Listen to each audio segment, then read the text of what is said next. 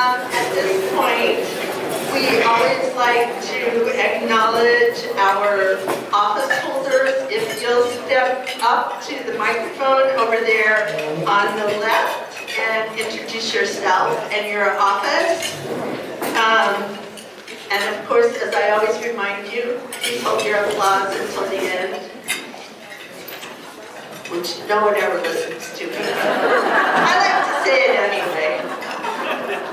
Makes me feel powerful.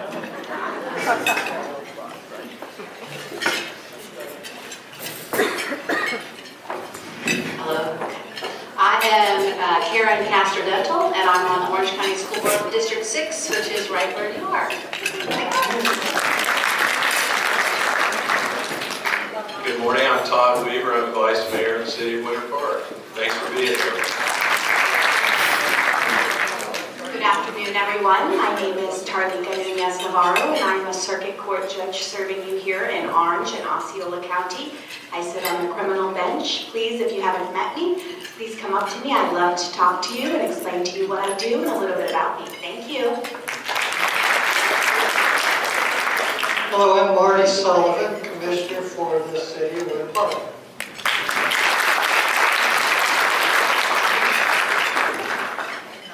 Marty, you're slowing down. You didn't say anything about your petition. Sign the petition!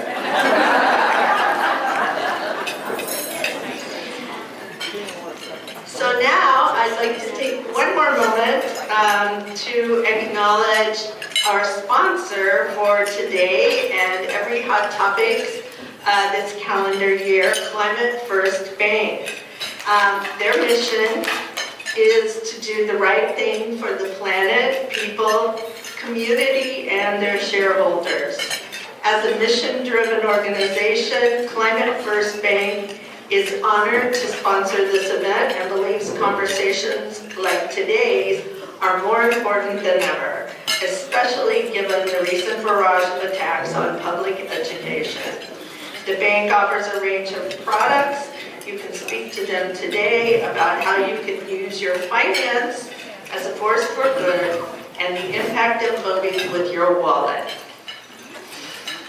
Okay, and now we're getting down to the most important part of our program, put together by our education committee, which, if I may say so, is kind of stealth but mighty.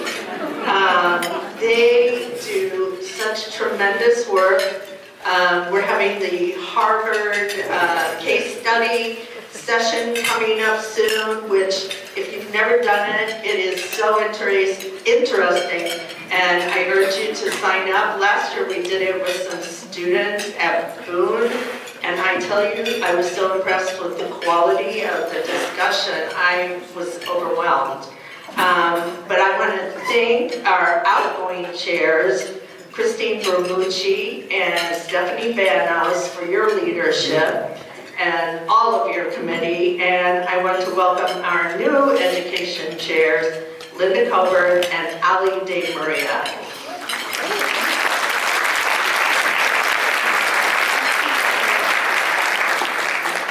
So, on to today's topics. A free and high-quality public education accessible to all children is the foundation of our democracy. It is also the foundation on which we build our future. Over 85% of Florida students choose to attend public schools.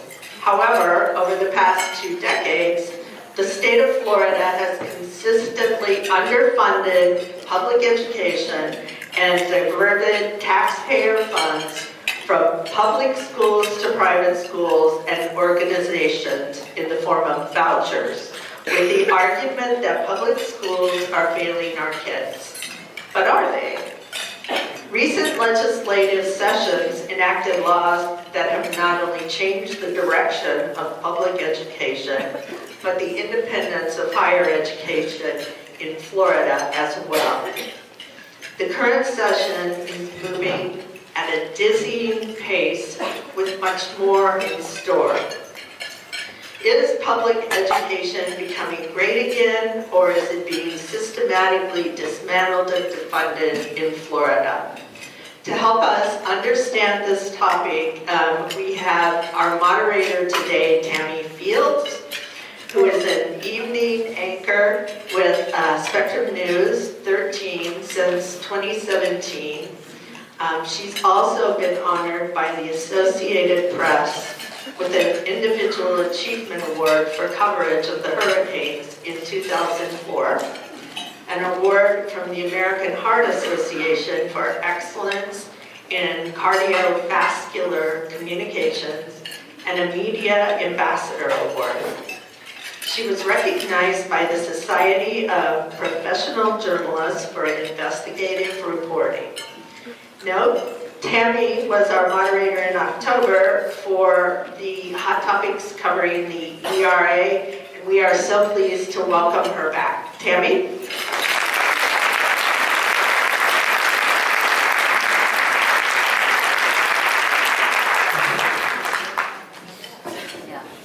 Good morning, everyone. Woo, we're talking about education today. That's the best y'all can do. Good morning. All right, this is a very serious topic, and it's one that's near and dear to my heart. Even as a journalist, I am the product of teachers. And at Spectrum News 13, I have the honor to put together an A+ teacher segment every single week. Anybody who knows me knows that I write them from home. I track them from home many times, and even when I'm on vacation, I like my A+ teachers to be recognized. They deserve it. So enough about me. Let's hear from our panelists. I'm going to give you a little bit of information. I've already been told to shorten some of these bios, which I am not, because they have earned these accolades, so I want you to know. I'll try to read them quickly for the people who said don't read it off. Sadaf Knight serves as Chief Executive Officer of Florida Policy Institute, leading the organization's efforts to achieve broadly shared prosperity for all Floridians. Sadaf currently serves on the Hillsborough-Pinellas Area Board of United Way Suncoast and on the board of the Woman Boss, which aims to foster entrepreneurship and leadership among women and girls in West Africa and beyond. She was also one of 50 leaders from across the state invited to be part of the 2020 Influencer Project, a high-profile statewide initiative to fuel in-depth discussions about issues facing Floridians. Welcome, Sadaf Knight.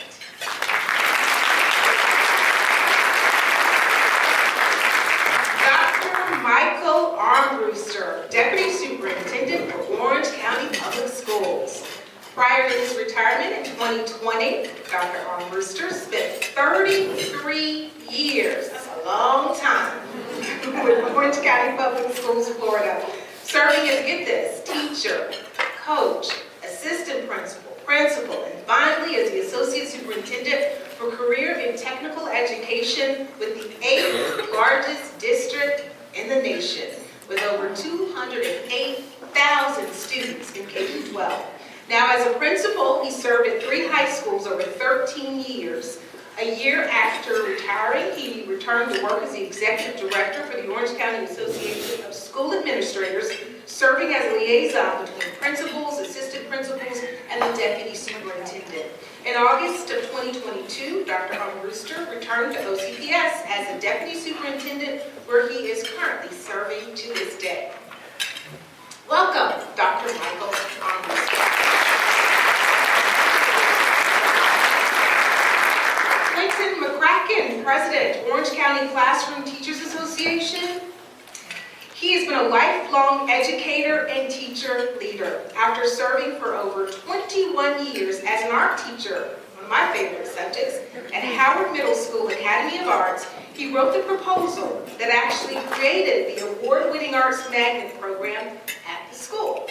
He served as a magnet coordinator, and in 2022, Magnet Schools of America named him National Magnet Teacher of the Year. In 2012, he successfully advocated OCPS School Board to update the non-discrimination policy, the addition of domestic partner benefits, and propose the designation of LGBTQ+ Awareness and History Month. Clinton was elected as president of Orange County Classroom Teachers Association in 2022. It is a teachers union for OCPS. Welcome, Clinton McCracken.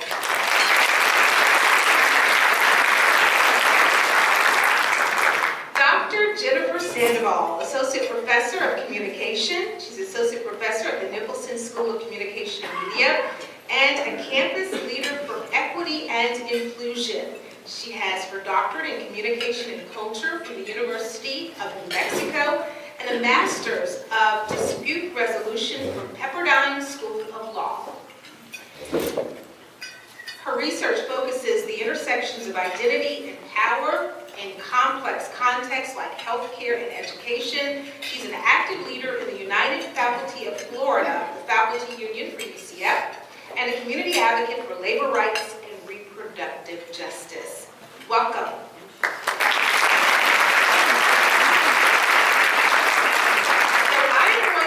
And be quiet, which is hard for me to do. So Sadaf can come up and give some context to what our conversation is going to be about today. Sorry. Hello, everybody. It's so nice to be here. Thank you so much for having me here. I'm going to jump right into it because I know we have a tight schedule. So I'm going to speak today a little bit about what's happening in Tallahassee, specifically HB1 and its companion SP202, which is the proposal to expand school vouchers. This is probably the biggest threat to public education that we've seen. It's going to drain our public schools of much needed investment, and it's something that we're seeing crop up all across the country. So it's not just happening here, but it is certainly consequential here. So if you could just get a couple of initial slides, next one. All right, so first, what is a voucher? So in Florida, we have 3 types of school vouchers. One is the Family Empowerment Scholarship for educational opportunities. These are funds that go directly to private schools to pay tuition, so these are your traditional private school vouchers. We have the Family Empowerment Scholarships for Unique Abilities, and these are for families with kids who have disabilities. And they go into education savings accounts, and then the parents can use the funds to pay for qualified expenses. And we have the Florida Tax Credit Scholarships, which are like the educational opportunities. They go directly to schools. So I'm going to be focused on the top 2. Next slide, please. So who's eligible for these? For the educational opportunity and tax credit scholarships, currently they have the same eligibility. Students with families earning up to 375% of the federal poverty level, with a preference for those up to 185%. And then with the Unique Abilities scholarships, those are open to all families with students with disabilities regardless of income. Next slide, please. And so these scholarships are funded with state funds that are calculated using our school funding formula, the Florida Education Finance Program, the FEFP. And they're the same amount allocated that would go to schools per pupil. So for the educational options at the end of the 2021-22 school year, that was almost $8,000. And for the Unique Abilities, that was around $10,000. So just to give you a sense of how much these vouchers are worth. Next slide, please. So what's happening with HB1 and SP202 and what would they do? They would expand the eligibility criteria for the educational options scholarships to all Florida residents who are eligible to go to K-12 schools. So anybody can get them. It converts them to educational savings accounts, meaning they don't go to schools, they go to parents. And there's still a priority given to those under 185% of the federal poverty level, but it's unclear what exactly that means. For Unique Abilities, the income The eligibility remains the same, but these bills would expand the growth caps to those. And they also would allow for these vouchers to go to homeschoolers, and they would add this choice navigator for homeschool parents to help them figure out, their needs and all that stuff. Next slide. So the meat of it, why does this matter? Essentially, what it does is creates a demand on our public schools and our funding without creating identified sources of revenue to cover those additional costs. So these newly eligible homeschool students and these newly eligible private school students can take up these vouchers and create a new obligation for our schools. Real quick, I know I have 1 minute left. So we estimate that this will cost our public schools $4 billion. This is huge. This would drain our public schools and essentially, create a system where those who can afford to supplement their children with private education or other types of things outside of schools can do it, and those of us who send our kids to public school would be left with, schools that already face disinvestment, and this would just make it even worse. And just for scale, if HB1 and SP202 were enacted, the students receiving vouchers would be larger than, that Hillsborough County School District. So I'm going to stop there. The PowerPoint slides have a schedule, so I'll just wrap by saying that HB1 has passed 3 committees so far, and it's on its way to the 4th tomorrow. It's moving swiftly in the Senate, and we expect it to come to the House, the floor of both chambers very soon, so keep an eye out. And at the very end is my contact information and my wonderful colleague Maureen, who was not able to be here. She's our education expert, so please feel free to reach out anytime for information or questions. Thank you very much.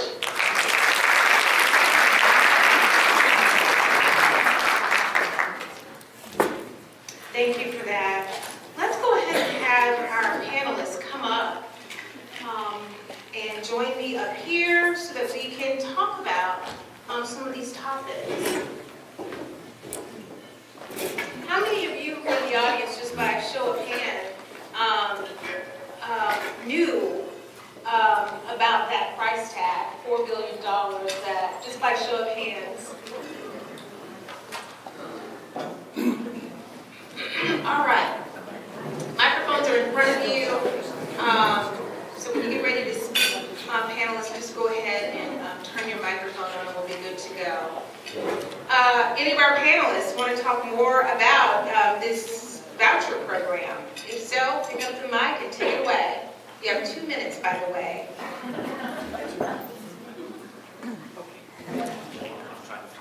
Dr. Armbruster says, no, I'm fine.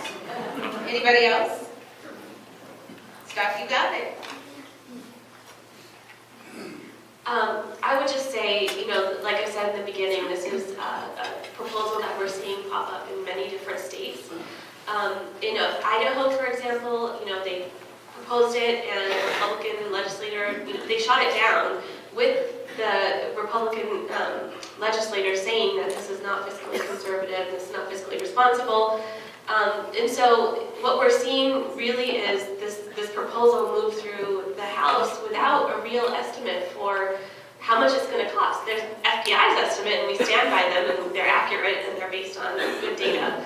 But, the estimate from the Senate side was $200 million, which is vastly underestimating how much this is going to cost.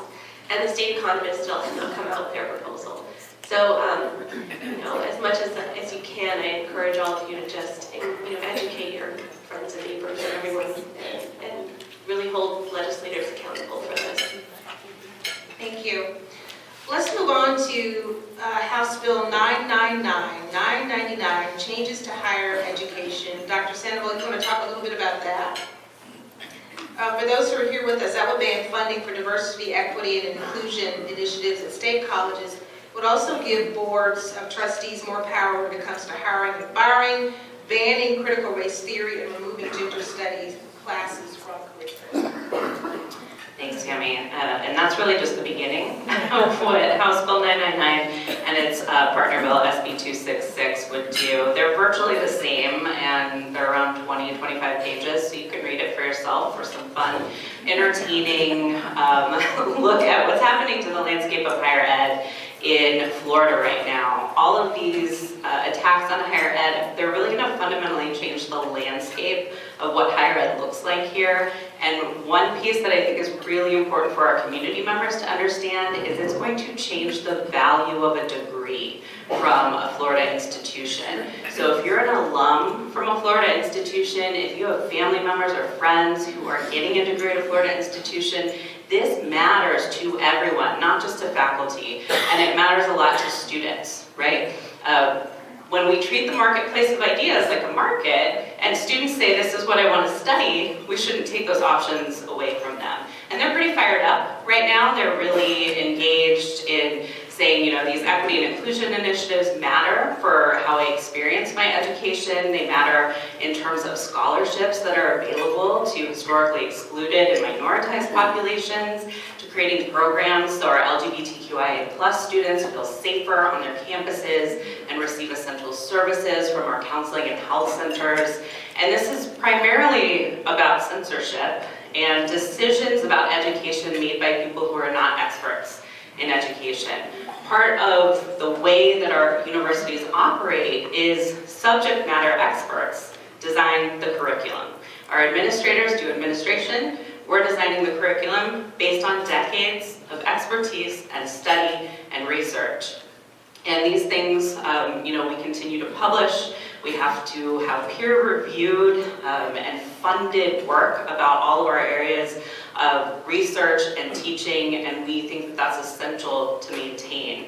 And so the other piece of this that I think gets complicated for folks is that this will change the way that tenure looks in the state. And I know tenure isn't always understood. It's not a job for life. We can still get fired for cause. We do have to do our jobs, and we are evaluated annually to make sure that we're doing our jobs. I've had tenure for 6 years. Every year, I still have to be evaluated. But this allows us to be able to do research that's sometimes considered controversial or new or experimental without a threat to our jobs. We don't have to do the work of politicians, we do the work of our areas of expertise. And we're already seeing a major impact on applications for our faculty openings right now. We're going to lose faculty in the state, and we're going to have a really hard time getting the most talented scholars to come here. So major implications, way more complex than 2 minutes, but I'll stop there. Thank you. Anybody else want to weigh in on House Bill 999? Dr. Armbruster? I just want to say, and you touched on it in the end, it's affecting K-12, not that House bill, but finding people. But not only are we going to lose people, other states are using it as a recruitment tool already to professors. They are recruiting our professors from all of our states, and I'm a proud UCF Knight, from all of our universities. Because of this one thing, we're going to have a drain of professors in our state because of this. And it's, it is what it is. Thank you. Let's talk now about Senate Bill 256. This is Stop Union Dues Payroll Deduction. Let's hear from Clinton McCracken more about that. Sure, and actually I'll say just touch back to HB1 a little bit, that just generally it's an attack on public education. And the basis that they're saying is that there's something wrong going on with public education, or that public ed is not doing a good job. Well, they've been defunding it for years, so of course there are things that we need to improve if we had adequate funding. But just one moment there on HB1. With SB 256, it's basically a union-busting bill. And we have learned that when you stand up against this governor, he attacks you. We have local Disney as an example of that. We have many examples throughout the state of Florida as an example of that, and teachers have been standing up against bad policy for years. And so it's a union-busting bill designed to get rid of them. So 2 significant things that it would do. First, it would reduce or it would prohibit the ability of teachers to have their dues deducted from their payroll. So that would be an incredibly arduous system that we're working on putting in place so that they can pay outside of that, matched to their payroll dates. So that's one part of the bill. The other, as you know, several years ago, Governor Scott signed the bill that created the 50% membership requirement. So we currently have to have 50% of our bargaining unit in our union to maintain our certification each year. It would increase that to 60%. That percentage did not vote this current governor into office, but that would be the percentage required for teachers to maintain their certification. We have to certify every year. Union literature in schools, do you want to talk more about that too? Yes, it originally included a prohibition of passing out any union literature in schools. That was amended and taken out at the committee that heard it yesterday or the day before. I don't know about the House bill version. I believe it's still in there, but that's part of, among other things, that's part of the restrictions on trying to take away teachers' voices. Thank you, Clinton. Well, let's talk about the Don't Say Gay Act. As critics have dubbed it, there is an expansion bill, House Bill 1223, we want to talk more about. This would expand what we currently have as law right now when it comes to talking about sexual orientation in the classroom. Anyone want to tackle that?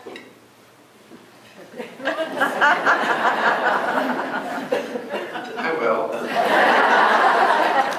So I'm just going to talk a little bit from personal experience. I am a product of public schools. I am also gay, and I am one of those students who barely survived because I didn't have the resources that I needed at the time. What would have helped a whole bunch is if I would have had places to go for support. I didn't get that until I went to college. We have seen with Don't Say Gay last year and now the additions this year, which is basically Don't Say They, considerable attacks on the transgender community. We have teachers, because of Don't Say Gay, because of the reading materials bill and the anti-woke bill, teachers have been removing their classroom libraries because they're afraid of some of the legal things that could happen to them. All I can say is that instead of attacking teachers and instead of making it harder to make people feel safe at school and safe to be themselves in general, we should be supporting students and supporting teachers and making our schools a better place for them. Instead, the opposite is happening.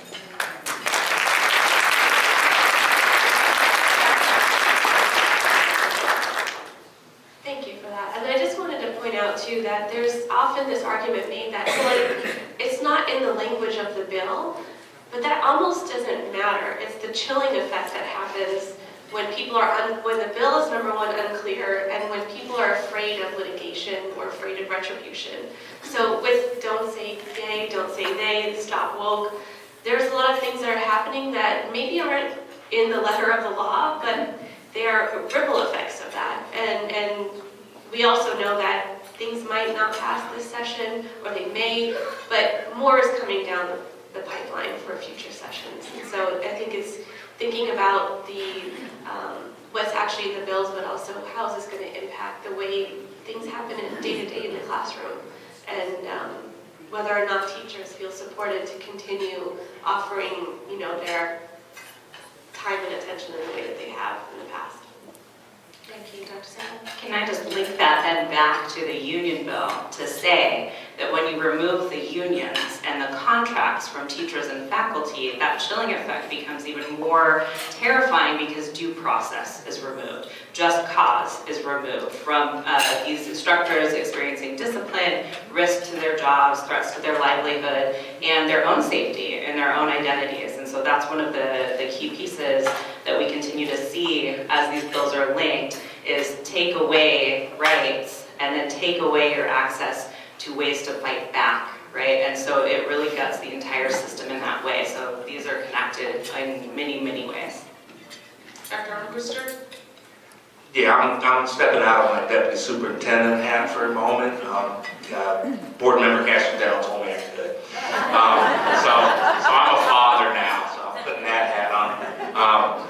So my daughter is 29 years old. She's gay. She's married to a beautiful daughter-in-law of ours. They live in Jersey City, up in New Jersey. If and when they have their grandchildren, which they are planning, my daughter's very methodical. She graduated from Georgia Tech. She's an engineer. She's got it. I think it's November 7th, 2011. She has a plan. They won't live in Florida.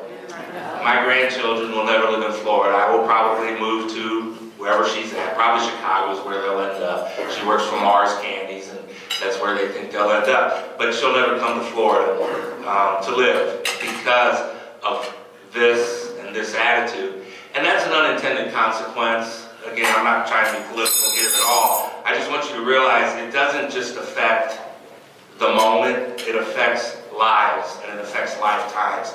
And so it's great because I'll be able to travel to Chicago and do those kinds of things. But boy, it sure would be nice to be able to drive down the road in my golf cart, pick up my grandchild, and take them downtown Winter Garden and have some pizza.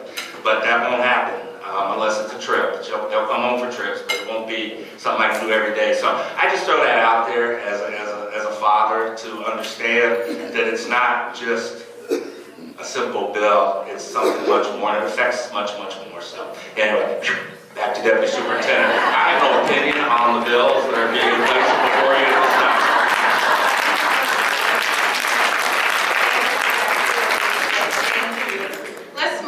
And talk now more about the Stop Woke Act. We'll talk about the meaning of woke. It's known as the Stop the Roams to Our Kids and Employees Act. And this specifically addresses the presence of materials in our classrooms and on the school property. The parental rights law is a way for parents and others to formally request a book be reviewed for removal by district authorities.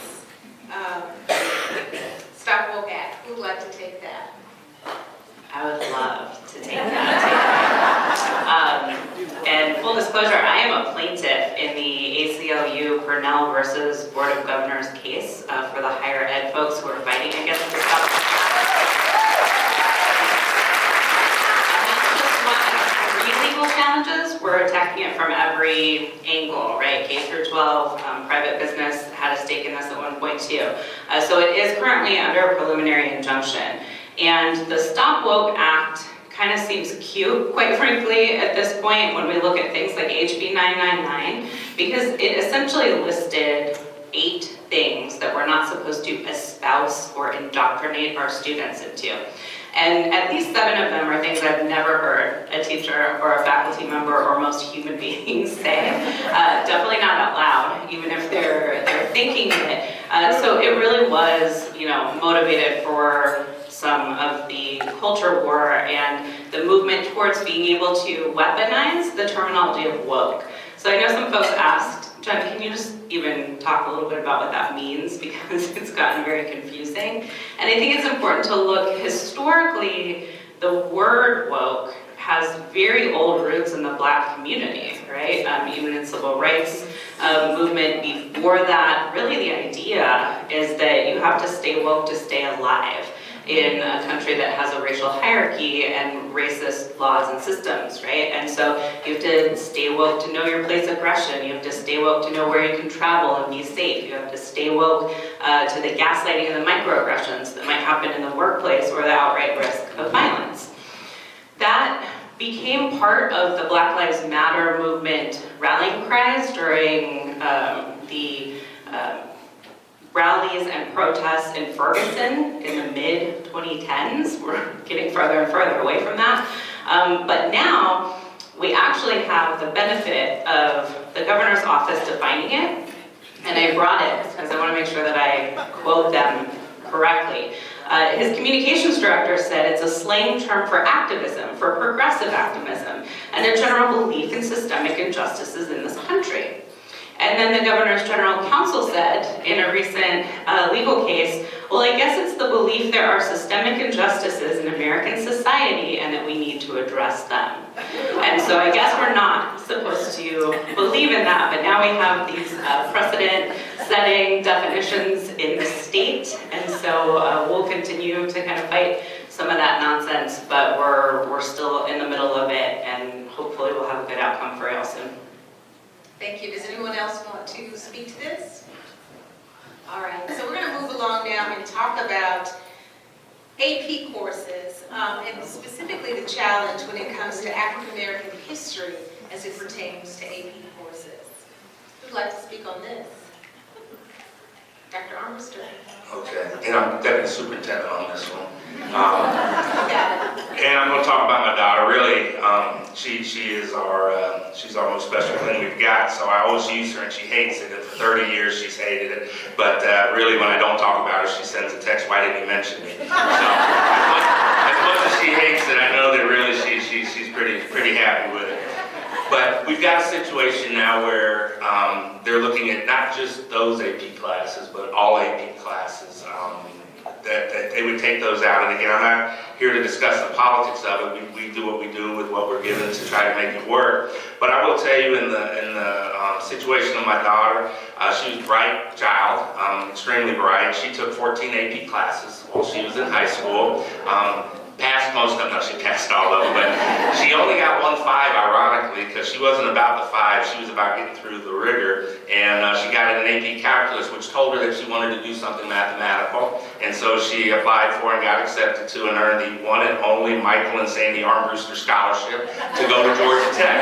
No other child will get that scholarship. I'll be paying for that scholarship until I'm gone, but she earned it. It was a short application, and she managed to fill it out. But she got to Georgia Tech, graduated, and is an industrial engineer. And again, I can speak to the power of the AP coursework that it had to prepare her for a school. You may or may not know this, and I don't mean to pick on other schools, but Georgia Tech for some 28 years has been the #1 college for industrial engineering, above all others in industrial engineering. And she wouldn't have gotten there without what she got in AP classes, and they're very good. So I think that and I would imagine many of you either have children or grandchildren, or even some of you yourself, who took those and understand the power of that. Yes, you can substitute things, but they've been around a very long time. They do it very well, and when the courses are delivered appropriately and the levels are reached, the benefits that kids get from that are tremendous. So I think, again, it's not just about losing a class in high school, it's about losing opportunities down the road to be successful. I say this with pride, and it's not about money, but she hasn't had to take $1 from me since she graduated from college, because she's been able to pay her own bills because of the job she's gotten because of that degree from Georgia Tech. So I'm not saying she doesn't take money from me, I'm saying she doesn't have to take money from me. So there's a blessing in that. So anyway, I think that again, think of the ripple effects. It's not just the moment of losing a class, it's the moment of losing opportunities that drive you for the rest of your life. So.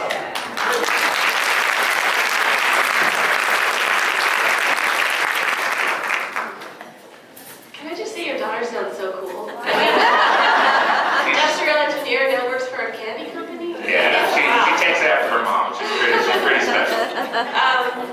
One thing I wanted to talk about that kind of is an overarching thing that crosses everything going on right now is this effort to sort of rewrite the history of who we are and retell the story of who we are as Floridians. And in that, we see this erasure of history. And one thing that we had been kind of tooling around at FPI for a while was how do we as a policy and research organization lend our expertise to help preserve that history, help make it accessible, and help make it something that can be an informative tool for Floridians, for our partners, and the media, and whoever else. So one thing we did was last fall we launched the Florida Timeline. So it's floridatimeline.org, and it's a multimedia, very accessible tool that illustrates how policy decisions of the past continue to impact the outcomes we see today.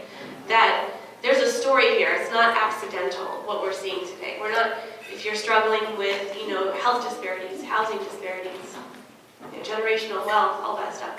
It didn't happen it's not a natural consequence of our society or economy. And so we have two timelines that we've published, one on budget and revenue and one on criminal justice. And you can click through and just learn about history of Florida and how policies were enacted throughout time that build on each other. And we hope to continue building this resource out, adding more timelines in, safety net, health, worker justice, education, housing, a number of different areas, but also having this be a living, breathing resource. So highlighting the work of our partners, having community discussions, providing resources for educators, parents, and to have these conversations. But I do want to say that the narrative of who we are as Floridians is most certainly under attack, and that there's an effort to say that, as the definition said, that systemic injustice just doesn't exist. And we know that's not true. And our history shows that. So if you're interested, check out our website, floridatimeline.org. That's a great resource. I think it's incredibly disheartening to hear your governor actually say out loud that African American history has no educational value, right? And that's the quote. And so the quiet part is out loud. We know exactly where a lot of the motivation is coming from. And we see it in HB 9992, where they say that American history has to be taught based on universal principles stated in the Declaration of Independence. Now, I'm sure many of you know the Declaration of Independence is pretty short as a history of the country of the United States of America. And so it really is eliminating the narrative, the complexity, and the nuance of things that students want to learn. And I work with a number of student groups that are really trying to understand the impact of these bills and let their representatives and their universities know how much the impact matters to them. And many of them have shared stories about the value of AP classes in their journey. Since there was only one of those special scholarships, right, to Georgia Tech over there, many of these students didn't have that opportunity. And AP courses actually save students an incredible amount of money if they are able to access them. I want to say AP isn't perfect, right? Some schools don't have any, some schools might only have one course. Not everybody has access to the same number and type of courses, but it is absolutely something that increases social mobility and the accessibility of higher education for our students in Florida, and it would be detrimental to continue arguing about not having those. And students have many, many stories about the difference that it made for them. So listen to them when they show up to these committee meetings and hearings as well. Thank you, Dr. Sandoval. Before we start taking questions from our audience, I want to be real specific, and the organizers have asked me to ask each one of you, what is it that you want league members to do as a result of today's conversation here? We'll go all the way down to the end, Dr. Albrister. I sort of touched on it earlier, just very briefly when we were talking about professors being recruited from here. As you know, we have a teacher shortage. We have an everything shortage. We have bus driver shortages. We have classified shortages. But the teacher shortage is the one that impacts what goes on in the classroom the most. So every year our school board comes up with a state legislative platform. And so there are 9 items on it this year.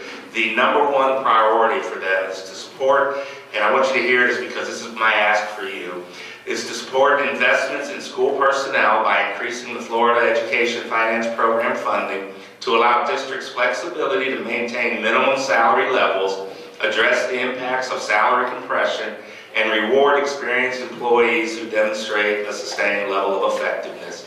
That's our number one priority because we are losing teachers, we are losing a lot of people, but we can't afford to lose teachers any more than we've lost. In fact, we've got to get to a place where we can start bringing them back. And so I hope that you'll do whatever you can to support that. And when you're up there talking about all the other bills and all the other things, or when you're writing your letters or your 1 email and 4 calls, or I can't remember how I read it, but it was really pretty cool.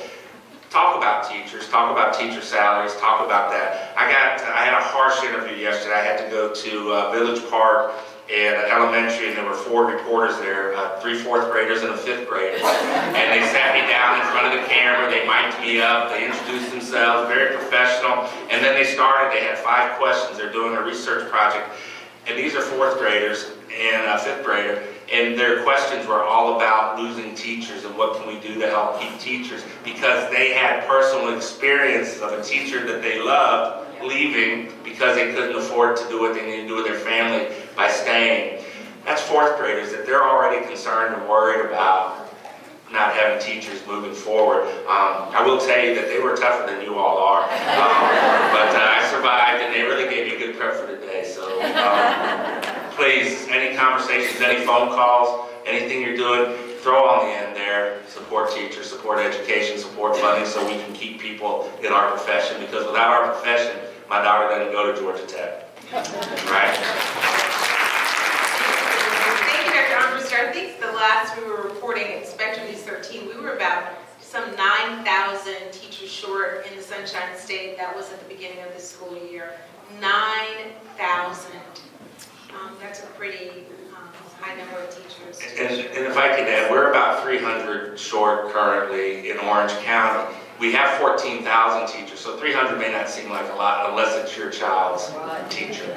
Then it becomes 100% for your child. So again, it's critical. Thank you. So what can you do? I would say there are a couple of things. First is to help us take back the narrative. There's the narrative that's being spread that teachers are groomers and indoctrinators. This simply is ridiculous. What they are heroes every single day.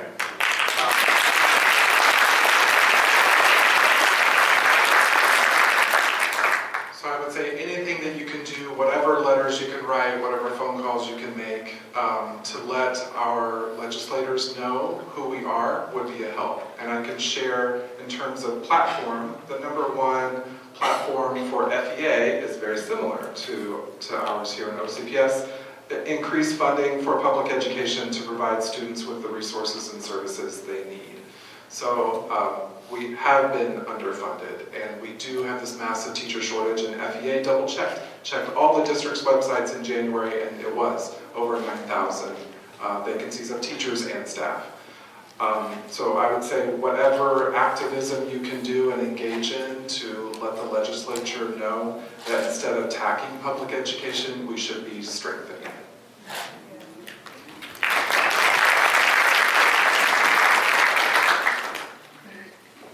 I agree with everything you just said. All of us have a voice, and I think all of you are here because you want to be informed, which is awesome.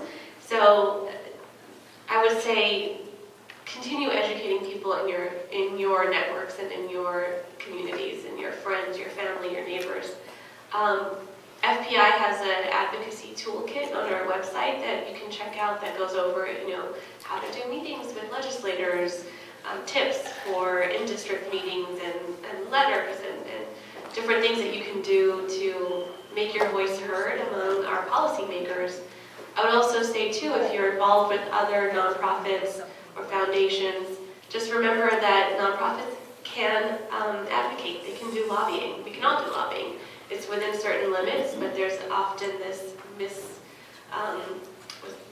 what's the word I'm looking for? Misconception, thank you, that nonprofits can't lobby, and that's not true. So to the extent of the law, I encourage all of yourselves and your organizations that you're affiliated with to make sure that you're holding our legislators accountable, making your voice heard, and nothing's a foregone conclusion until it happens, and even if it happens, we still need to let people know that it happened and what the impact was, and so that we don't forget all these attacks on education. I think I want to echo what some of my colleagues have said here about having the conversations in your communities. I think one of the biggest challenges is that we run into people all the time who say, I had no idea this is happening. I had no idea that this was at stake right now. And I get it. Everyday Floridians are just trying to survive. right? We have outrageous rent prices. We have all kinds of challenges in this state for folks, but we have to keep the conversation alive. And we have to make sure that we're being really clear about what is at stake, right? Public education is a public good. We are meant to provide information, resources, research, community resources. When you have public schools in your neighborhood, that's a resource for your neighborhood. When you have public universities in your city, that is a resource serving all of the people in this community, and they're supposed to be accessible to our students. And we want to make sure, people say, well, how can we challenge these things legally the way that you're challenging the Stop Woke Act? We don't want to get there because we can only challenge something legally once it actually goes into effect, right? We can't file a case until these are law. We do not want to get there where we have to ask the ACLU to help us do that.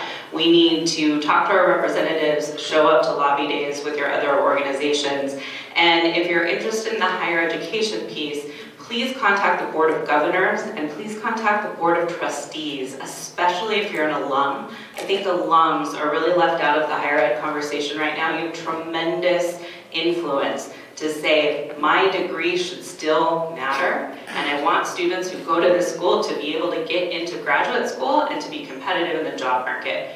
Because if these things go into effect, our institutions in Florida will lose their accreditation, and that degree will be worthless. Okay? Our higher education in Florida is one of the best deals in the nation. I'm from California. We do not have tuition prices there that look like tuition prices here. It's still a struggle for our students, but it's accessible education that is supposed to help social mobility, help students achieve things, help them be active, contributing members of our communities in the state. We're building the workforce for the state. So it's bad business. I can make the constitutional and the moral case all day long.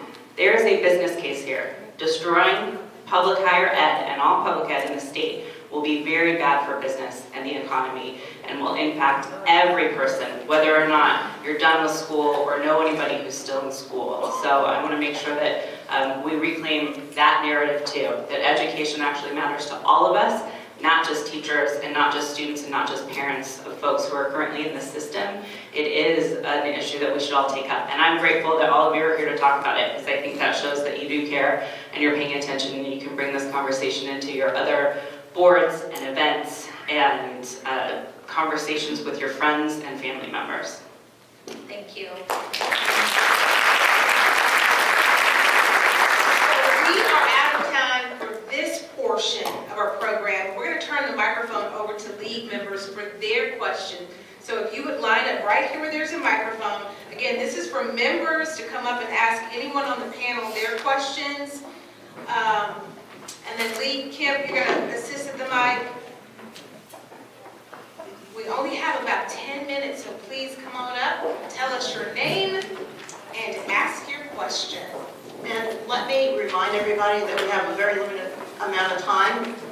And if you would limit your comment to one question and not make a comment, we'd appreciate it, because we'd like everybody who lines up, and I'm sure there's going to be a hot line here, to have an opportunity to talk. Hi, my name is Nancy Robinson, and I just want to thank everybody for their time and your service towards our children and our families of our state. Thank you so much. My question is, and I don't know if it's really for you guys or if it's for all of us in this room care about public education and understand and agree, but how do we mobilize people to vote and vote these suckers out? Yeah.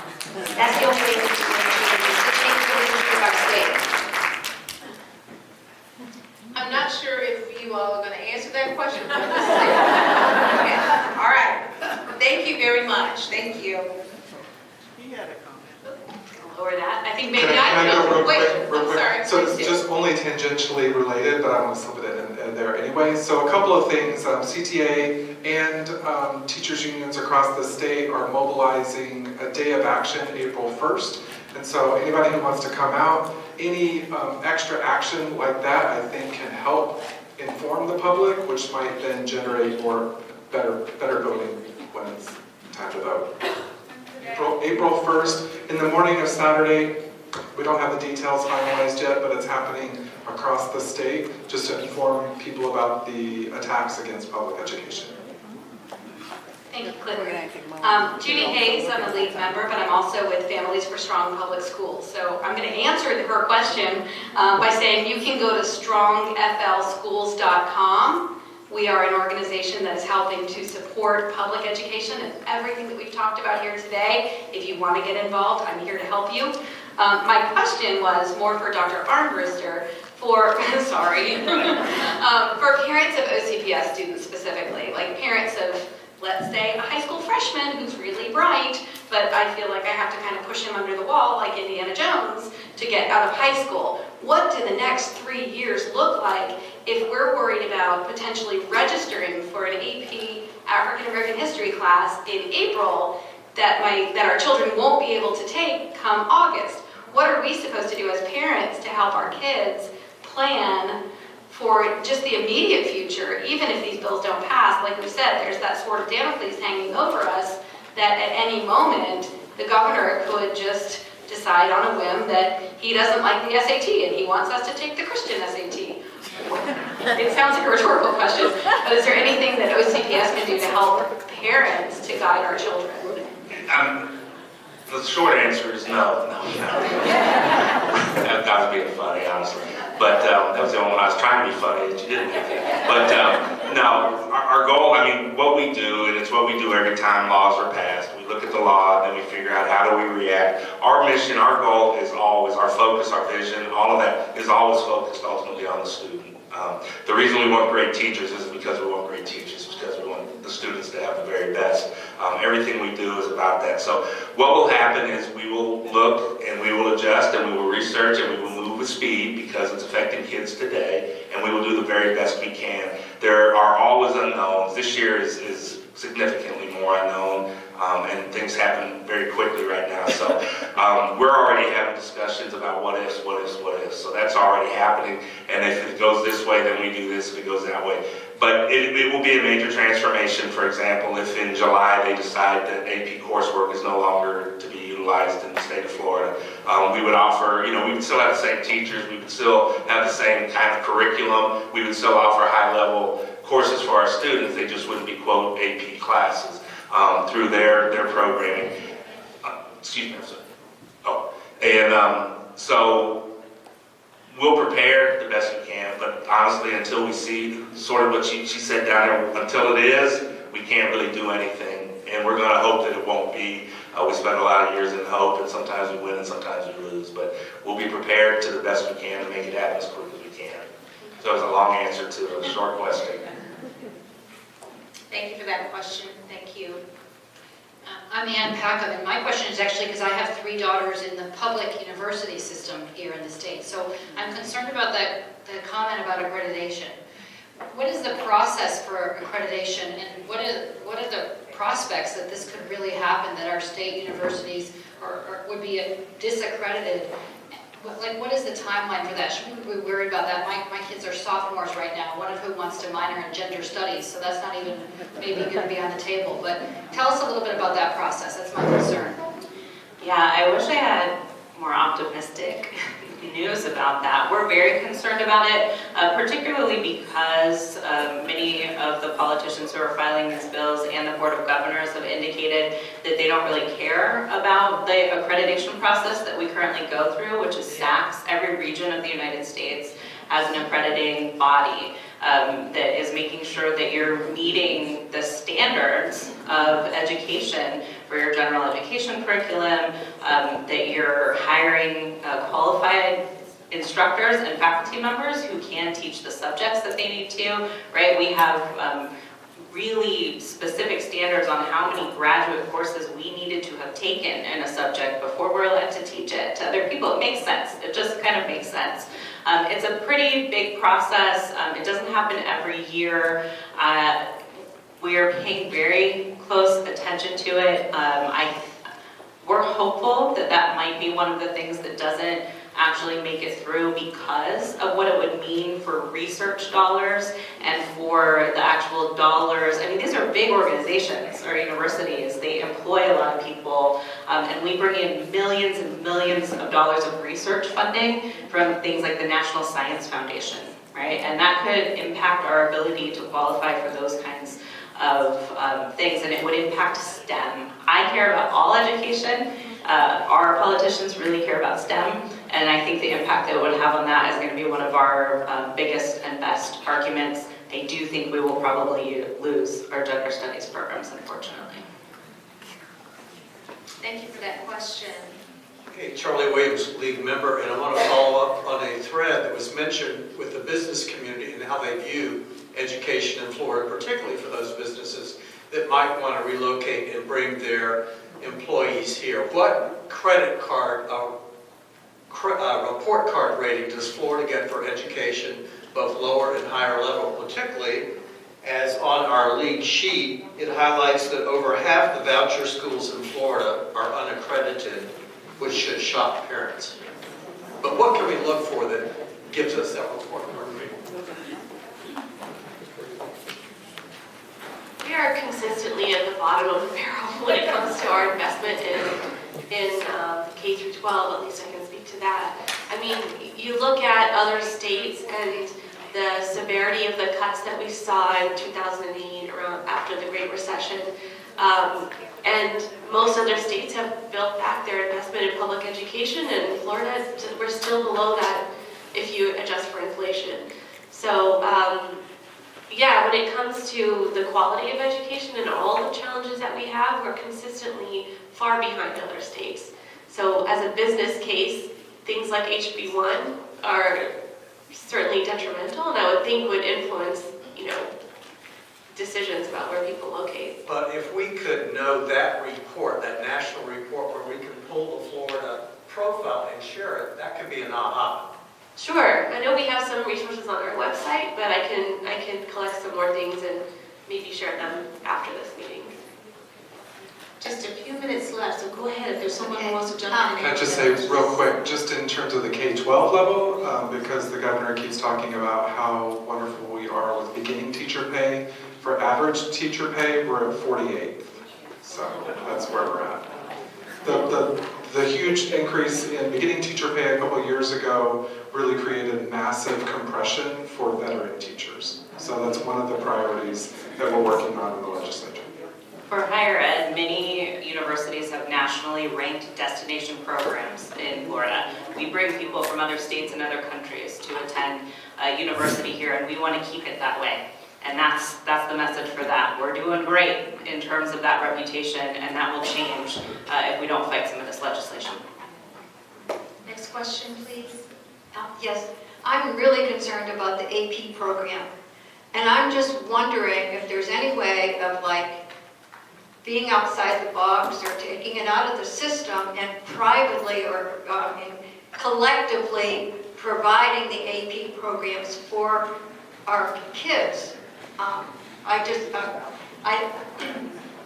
Some way, since if it's going to be done away with, why don't we not let it be done away with and find a way to be able to provide it for the kids so they would be able to get that savings, really, for school? We do have other options. We have the Cambridge, we have International Baccalaureate. There will be other things we look at, but it would be a shame to lose that out of our arsenal for kids. So again, we're not going to have programming for students who are at that level, but this is a big piece of the programming that would be a shame to lose because somebody's upset about something. So is it somehow copyrighted and limited so you can't? Oh yeah, I mean, it's the college board. You can't order it and homeschool it to your kids or anything like that? That I don't know. I don't want to give you a false answer on that. I don't know if you can or not. I know that we have homeschool students who take AP exams. You're not actually required to take the course to take the exam. So there are ways that students would do that, but it's difficult to be prepared for it if you haven't had, a good teacher teaching it. Thank you. Thank you. And I have to close the question and answer portion just to keep on time. You're already here. One last question. Can you ask it really, really quick? It's a fabulous question. It is, yeah. I'm Renee, and I have the great good fortune to be represented in the Florida legislature by Anna Escamani and Linda Stewart. And I know they're going to vote the right way on these educational bills. But that always disincentivizes me to reach out. Are there legislators you can identify for me this session who are at a tipping point, or people that I might be able to influence by reaching out and advocating for defeat of these measures? Thank you. Quick answer. Quick. Quick one, I'm not really sure if it's exactly what you're asking for, but if you go to feaweb.org, they have listings of where some of these are being heard in committee, so it would at least narrow it down to those decision makers. Thank you. Of course. We can't hear you. You know, we often receive e-newsletters from the state, and they tell you exactly who's on a committee and who to contact. So if you're not on the state's newsletter list, you want to get on that, because I get them all the time. Action alerts, I think they're called. And those are fabulous, and they give you the number and the email and everything. All right, we have to close now, but I really, really need you all to give it up for our panelists.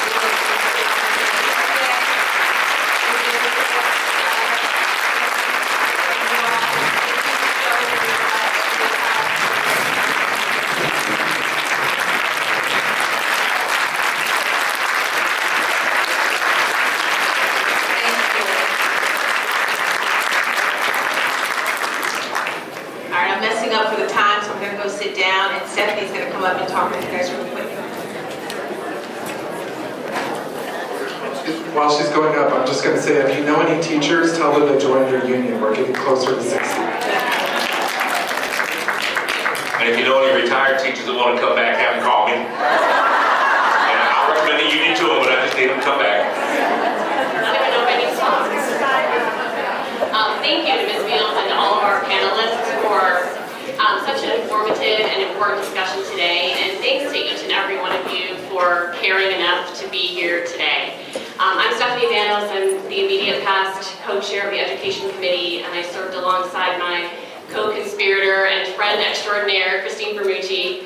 I'm also a mom of 3 daughters who are in Orange County Public Schools, and so I feel all of this conversation today so personally and so deeply. Orange County lost $112.2 million to vouchers this year. How much more will we lose if the universal voucher bills are passed? How many more teachers will we lose, particularly if the union busting bill is passed? How will our students learn to think critically if certain perspectives are erased from the curriculum and from course offerings? How will our children even feel safe and secure enough to learn when they can't find books or groups that acknowledge their existence? And finally, how will we as a country avoid making mistakes that we've made in our past if our students don't have a full and accurate history? Public education serves over 85% of Florida students, and it is inextricably linked to our economy and our communities, to progress and opportunity. If you are ready to fight for public education, please join us in our 1-407 challenge. Here's what it entails. 1, contact Governor DeSantis and let him know your thoughts. 4, email or call 4 additional legislators and do the same. 0, give an educator a hug and thank them for all of the great work they are doing. They need it. And 7, talk to 7 of your friends and share what you learned today, and then tell them to let 7 of their friends know. 1-407, it's easy. You will find talking points related to the universal voucher bills on your table, and if you need help contacting your elected officials, you can look on the League of Women Voters Orange County website. Thank you again for being here today and for joining us to fight for public education. I have a couple of announcements to make before we adjourn. First of all, I am emphasizing that we have a post conversation next door in the Edith Bush Auditorium, beginning at 1:15, and it will be moderated by Charlie Williams, so please join us there if you'd like to continue talking about what we talked about today. Also want to let you know about our next Hot Topics, which will be on April 12th. And the topic is Metro Mayor's Forum, What Keeps Them Up at Night. It's moderated by Linda Chapin, our former Orange County Mayor, and our very own former League of Women Voters Orange County President. There are a couple of upcoming events as well, and you can visit our website to register. Again, there's the Hot Topics Overtime discussion taking place immediately after this. There is also the Harvard Civic Project case study on Martin Luther King and voting rights. That's on Wednesday, March 29th at 6 o'clock at Boone High School. There's Grassroots Youth, Brand Like a Boss, Mastering Your Message, and that's on March 30th via Zoom. Our new member orientation and Spring League Showcase is on Tuesday, April 4th at the Winter Park Community Center.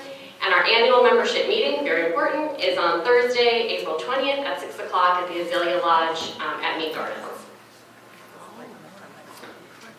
If you are a guest today and you liked what you heard, please consider joining our league.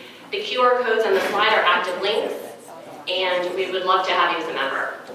And if there are no other announcements, we are adjourned. Thank you.